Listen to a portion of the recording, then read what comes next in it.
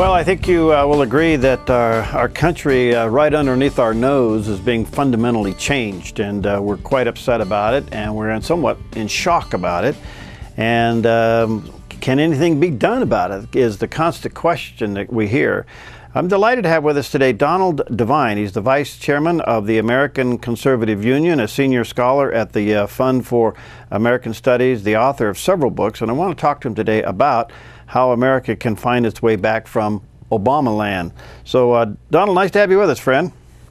Well, thank you so much for having me. Yeah, this is great. I think, as I said earlier, we're all just sitting here watching this transformation of our beloved country in a state of shock, and it just doesn't seem to stop. Can we turn this thing around?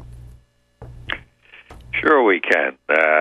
What we have to do is turn back to the Constitution. You know, our founders told us how to run the government, but we passed that thing, and we've been trying to run away from it ever since. I mean, we've got to go back to the essentials, which really come from all of Western civilization.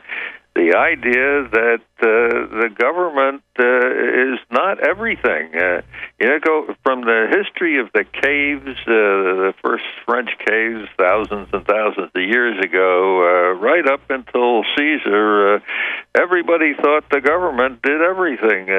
Those in authority did everything. But some little voice out in the boondocks of the Roman Empire said, no, I mean, Caesar isn't everything. There's another thing. It's called God and freedom and people and neighbor. We're losing that whole concept that built the Constitution, and there's only one way to deal with the problem. That's to get back to what made us great, and we're not doing it. It appears, Donald, that that the Constitution is being violated every day, and we don't seem to be challenging those points. In fact, we'd almost have to ask ourselves, is the president guilty of abuse of powers as it relates to the Constitution? So if we don't enforce the Constitution, how can we get back to the Constitution? Well, the Constitution gives us one great thing. It's called elections. Every 2 years we get a chance to change everything, or 4 years with the president, 6 years with the Senate. I mean, the wonderful document allows us to make changes. We don't have to put up with this. The problem is, you know, we allow this progressive philosophy that started seeping into America in the early 20th century. We've allowed that to take the place of our basic traditions. And as long as we don't challenge that view of the Constitution, and to oversimplify it, but truthful, is that the judges say what the Constitution means. That's totally unconstitutional in the thinking of the founders, and we give the government too much authority. You know, it was very interesting in the gay marriage decision. Kennedy, who was more conservative than not, what was his reason for saying that you had to treat equally under it? It was what he pointed to 1,000 references in the federal government related to marriage in terms of giving benefits to one group or another. Well, once we give the government all of these powers, 1,000 times deciding what marriage is and what benefits it gets, when we give that power to the federal government, we've given it up. Now, we gave it up for good reasons. We want them to do good things here and there. But, you know, the Constitution is very simple. You read the 10th Amendment. What the Constitution doesn't give directly to the national government is left to the states or the people. And if we don't get back to that understanding, we just can't run the government. The biggest progressive expert on public administration in the country, his name is Paul Light. He's at the New York University. He says the federal government government can no longer faithfully execute its laws, quoting from the Constitution. We can't execute this behemoth up there. We give it all these things to do. It can't do it. I was in charge of the bureaucracy for the first 4 years of Reagan's term. I know from personal experience, my book shows this in great detail. You cannot run everything from Washington. It's a physical impossibility. As my boss Ronald Reagan used to say, we're not cutting government to save money. Not primarily. Right. We're cutting government to return power to the states and the people. I mean, the reason he was so successful, he understood what the Constitution was and set out over 8 years to do it, and in fact did do it. You know what's so interesting about this? At the moment, it appears that we are outnumbered because those who are now in control of government believe in big government and want to empower it even more to the point of bankruptcy. Those of us who believe in limited government and personal responsibility and self-government at the moment seem to be outnumbered. In the meantime, the damage is being done. Can we unwrite some of this stuff? I mean, one of the classics that we're facing, as you well know, Donald, everybody's still calling for the ouster of Obamacare, but it's law, so could they stop it from being implemented? Obamacare, this is my expertise is managing government. Obamacare is going to fall apart.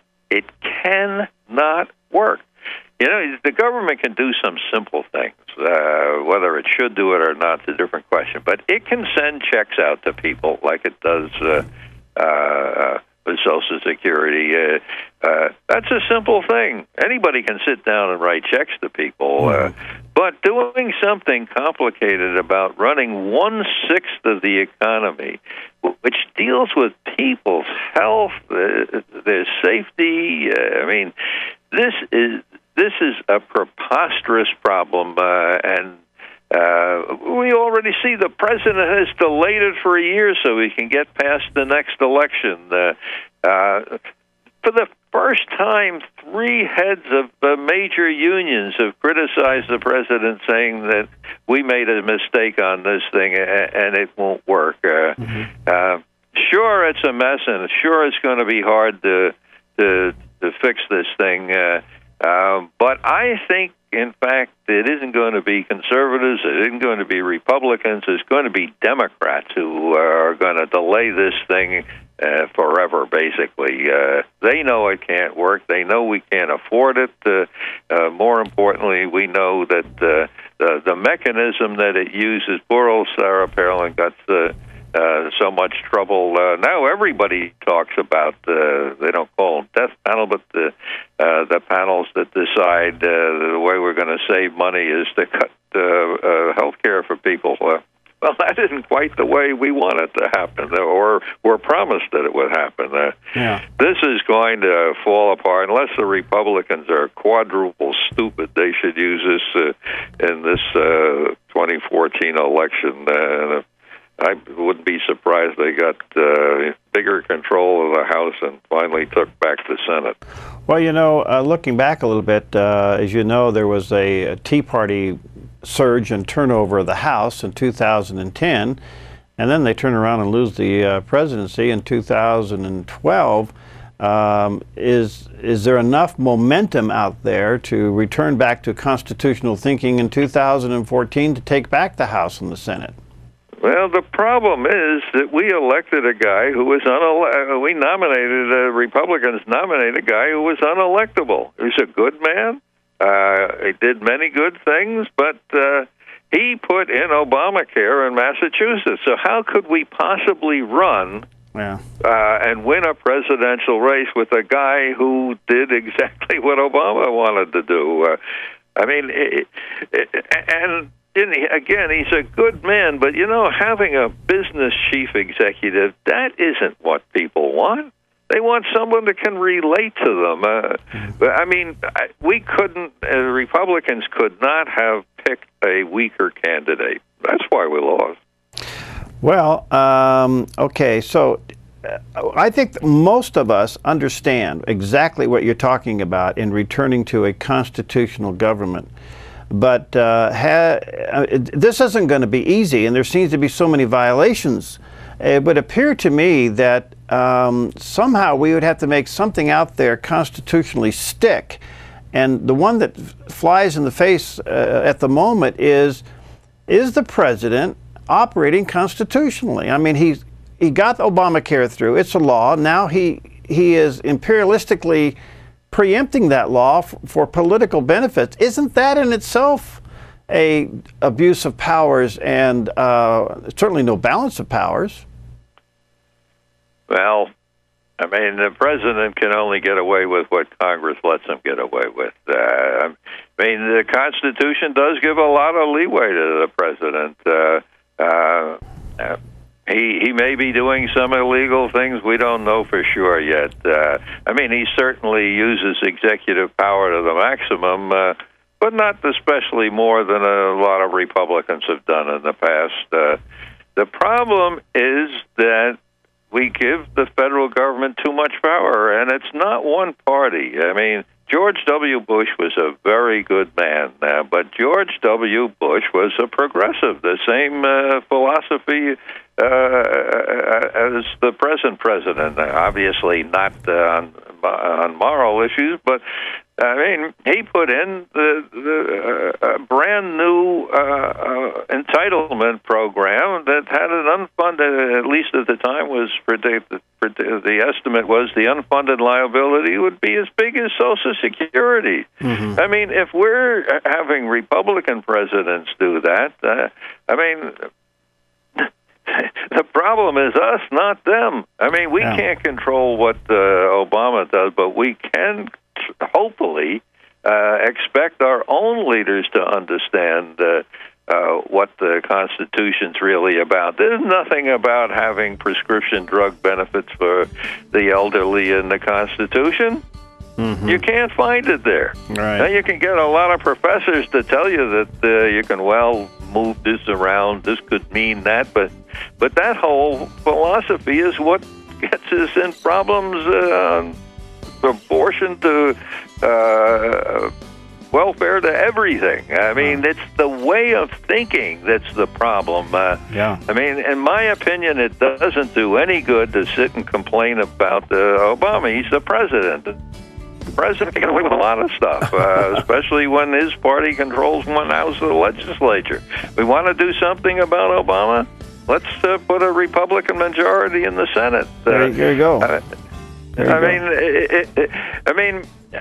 I sometimes get frustrated with us. I mean, the president is given a lot of power in this Constitution, even from the founders on. But we're given ways to balance it. And we're not enforcing that. Donald, I'm out of time, but let me just recap here. It's called "How Can We Find Our Way Back from Obamaland?" I'm assuming it's available online at Amazon and Barnes & Noble. They can check it out there. And it's America's Way Back. America's Way Back, right? America's Way Back. By Donald. And it is at Barnes & Noble, right? And it's Amazon. Okay. Thanks for your time, sir. All right. Thank you for having me. Bye. We'll be right back.